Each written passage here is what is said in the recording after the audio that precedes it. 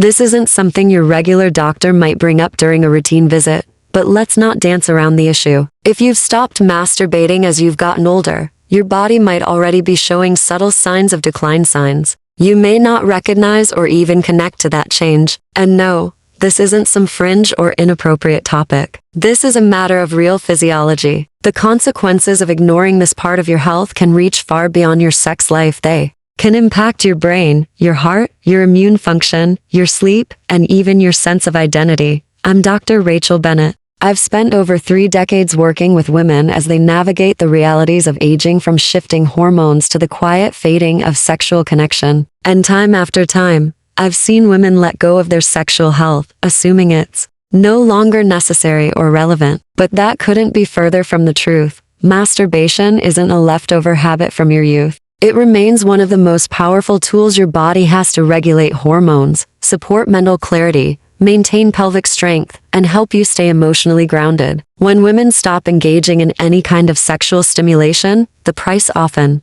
comes quietly and gradually, but it's real. Let's start with what happens to your pelvic and urinary health when this vital function disappears from your life. I remember one woman, let's call her Carol, who came to see me in her late 60s. She was energetic, smart, and active, but had been suffering from recurring urinary tract infections and a constant urge to go to the bathroom. She brushed it off as just one of those aging things, but the real issue was lack of stimulation in her pelvic area. The vagina, the bladder, the muscles that hold everything in place. These systems don't just sit there. They require healthy blood flow to function well, and one of the most natural ways to maintain that flow is through sexual arousal and orgasm. Without that stimulation, tissues thin out. They become dry and fragile, prone to irritation and infection. The pelvic floor weakens, leading to leaking when you laugh, sneeze, or move too quickly, and in more serious cases, organs can begin to shift or descend. These aren't just discomforts. They're signs of deeper muscular and vascular decline. Regular orgasms are a workout for the pelvic floor and a natural blood infusion for tissues that otherwise might deteriorate. For many women, this simple act could delay or even prevent the need for invasive treatments later on. And perhaps more importantly, it helps preserve your independence, your ability to move freely, sleep soundly, and live without fear of embarrassing accidents. But the impact doesn't stop in the pelvis. It travels upward, reaching your mind. A woman named Susan came to me with a complaint that's heartbreakingly common. I'm just not sharp anymore, she said. I walk into rooms and forget why. I lose my words mid-thought. I don't feel like myself. Yes, the brain ages. But what's often overlooked is how self-pleasure directly supports brain function. Orgasms release a rush of chemicals: dopamine, serotonin, oxytocin, all of which improve memory, focus, and emotional resilience. They also lower cortisol, the stress hormone that literally damages brain tissue. Over time, when you remove that stimulation, the brain's chemistry can begin to shift. You might not notice it right away. It starts slowly, trouble focusing, forgetting names, feeling less motivated. You might even blame yourself. But sometimes what the brain is missing isn't medication or memory games, it's connection. It's the internal signal that says, I'm alive, I'm engaged, I'm whole.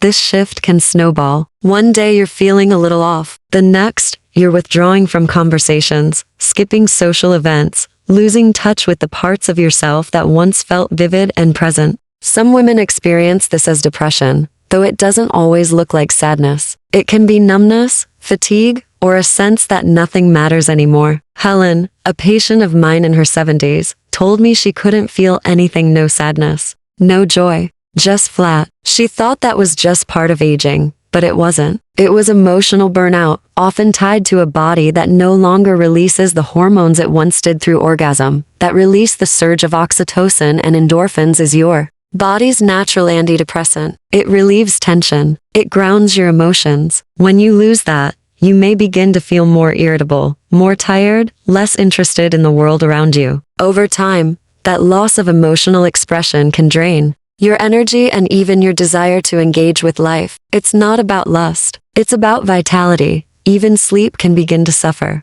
One woman told me she woke every night at a like clockwork, wide awake, full of anxiety, unable to settle back down. We ruled out physical problems, but the answer was simpler than either of us expected. She'd stopped any kind of sexual activity years ago, assuming that part of her life was over. What she didn't realize was how powerfully orgasms influence sleep. The chemicals released during climax promote deep relaxation. They calm the nervous system, drop cortisol levels, slow the heart rate, and cue the body for restorative rest. When that rhythm disappears, so does the body's ability to settle into deep sleep, and without good sleep, the rest begins to unravel. Memory weakens. The immune system falters. Mood swings increase. You may find yourself fighting off infections more often, feeling more anxious, or simply exhausted all the time. And yet, so many women never connect the dots. The truth is, your body is still capable of healing itself, of releasing tension, of protecting its own systems if you allow it to. The act of self-pleasure, especially in later life, isn't shameful. It's self-care. It's a way of honoring your body's natural design and supporting it with the stimulation it needs to thrive. You don't need to accept a slow, quiet decline into discomfort, fogginess, or disconnection. You still have access to one of the most powerful tools for maintaining your health and happiness. The science is clear. The experience of thousands of women confirms it. All it takes is the willingness to reconnect with your body, with your needs, and with the belief that you still deserve to feel good. Many women don't realize they've stopped doing the one thing that once helped them sleep, something that's not a drug or a supplement, but a natural release their body was designed to use. Masturbation may seem like a small act, even insignificant. But for some, it's the difference between 4 hours of restless, interrupted sleep and 7 hours of deep, restorative rest. One patient told me that after she reconnected with this part of herself, she began sleeping like she did 30 years ago. I didn't realize how much I needed that release, she said. I thought I was just getting old,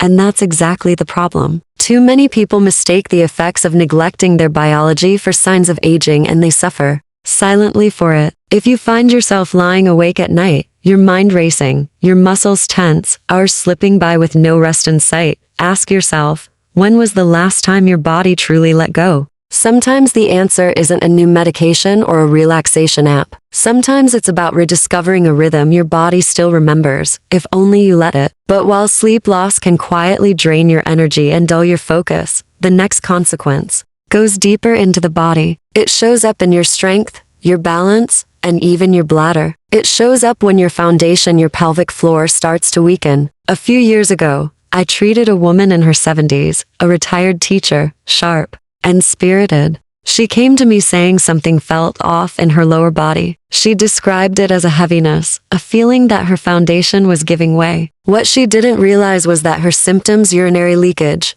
lower abdominal pressure, and muscle fatigue, were all signs of a quietly weakening pelvic floor. And she wasn't alone. The pelvic floor is a group of muscles that most people never think about until they stop working properly. These muscles support everything from bladder control to sexual function, and when they're neglected, they weaken. What many don't know is that regular sexual stimulation, including solo intimacy, plays a key role in keeping these muscles active and strong. During arousal and orgasm, those muscles contract rhythmically like a workout from the inside out. It improves blood circulation, strengthens nerve responses, and helps maintain tissue elasticity. When you stop stimulating this area, blood flow slows down, the tissues start to shrink and lose flexibility, and nerve communication begins to fade. It doesn't take long before symptoms follow: frequent urination, leaks with a sneeze, even pain while walking or sitting. For some women, it leads to shame and silence. For others,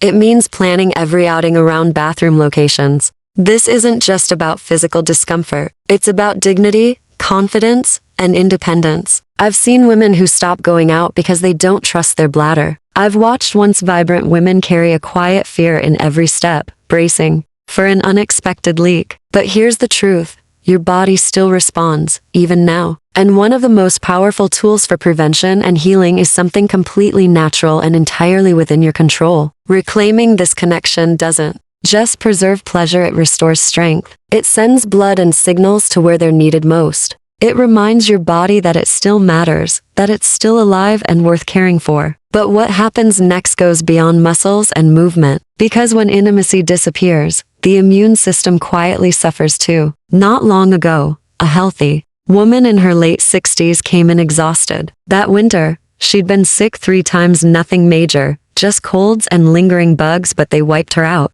I used to bounce back in a day or two, she told me. Now everything knocks me out for weeks. We ran tests. Everything looked fine. But when I asked if she was still sexually active, even alone, she hesitated. Then she smiled shyly. No, I guess that part of me is retired. But what she didn't know, and what many women don't, is that sexual activity, yes, including masturbation, actually strengthens the immune system. This isn't just feel-good theory. It's medical fact. During arousal and orgasm, the body produces a rush of immune-boosting biochemicals. One in particular, immunoglobulin A or IgA, rises significantly. It's a crucial antibody that helps your body fight off bacteria and viruses, especially in the respiratory and digestive systems. And when that chemical surge is missing over time, the body loses one of its easiest, most natural lines of defense. It's not just about avoiding a cold. The immune system is tied to almost everything: inflammation, heart health, wound healing, and even protection against more serious diseases. When you stop giving your body these natural resets, when stress increases, sleep suffers, and hormones go out of balance, your immune defenses quietly weaken. You may find yourself getting sick more often, feeling fatigued more easily, or struggling to recover from minor setbacks. But often, no one connects these changes to the absence of sexual stimulation. One woman who hadn't touched herself in over 5 years came to me after we'd spoken honestly about this connection. She gave it a try, not for romance, but for wellness. Months later, she said, I can't explain it, but I feel more alive. Like my body isn't fighting me anymore. It feels like we're on the same team again. That isn't magic. It's biology responding to care, to attention, to activation. But while lowered immunity can open the door to illness, there's an even more personal loss that occurs quietly and painfully: the loss of self. I remember a woman in her late 70s, once a lively librarian and community organizer. At her checkup, she looked smaller somehow, dimmer. I don't really feel like I live in this body anymore, she told me. I'm just inhabiting it.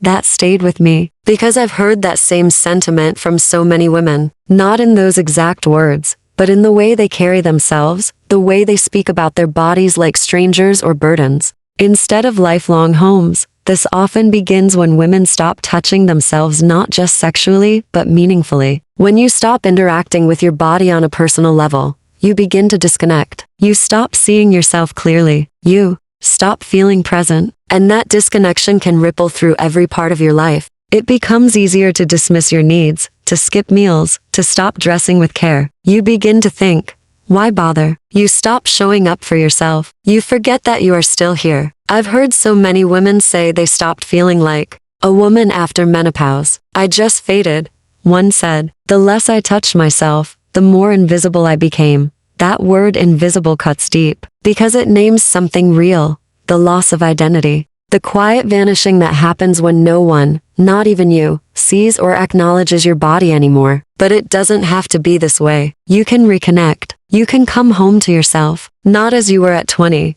but as you are now, with wisdom, strength, and the right to feel alive in every stage of life. When you touch yourself again, not just physically but with intention, you send a message that you still matter, that your presence still counts. And that act, quiet as it may be, can be the beginning of something powerful. Over the years, what has stayed with me the most isn't the lab reports or procedures, it's the emotional transformations. The woman who looked in the mirror and saw herself again. The one who said, I didn't realize how much I miss feeling like me. These moments matter. If you've come this far, you already know this isn't about indulgence. It's about wellness, about wholeness, about remembering that your body is still listening, still capable, and still deserving of care. So if you've let this part of you go, I invite you gently and without judgment to take it back. Not for anyone else, but for yourself. Start small, start kindly, start now. Because in doing so, you're not just tending to your health, you're reclaiming your life. If this spoke to you, I encourage you to share it with a sister, a friend, or anyone who may need to be reminded of her worth. And if you'd like to continue receiving messages that center your well-being and vitality, I invite you to stay connected, because your story, your voice, your body, they still matter deeply.